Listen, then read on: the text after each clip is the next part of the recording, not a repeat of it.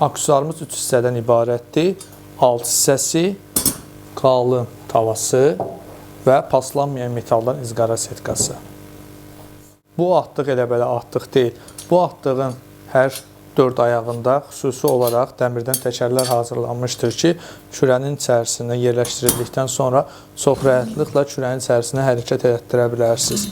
İndi isə mən bunu kürədə bişirmə qaydasını sizlərə göstərəcəm. Təkərli səbət aksesuarının ölçüsü barədə sizlərə məlumat verim. Qapıdan keçən hissəsi, yəni eni 40 sm, uzunluğu isə 44 sm-dir. İçərisindəki tavanın ölçüsü isə 42-nin 38-ədir. Mağazamızda satışda olan 8 model kürə qapısının hər birindən bu aksesuar çox rahatlıqla keçir. Gördüyünüz kimi balıqlar qıpqırmızı qızardı. Kartoşka da çox gözəl pişdi.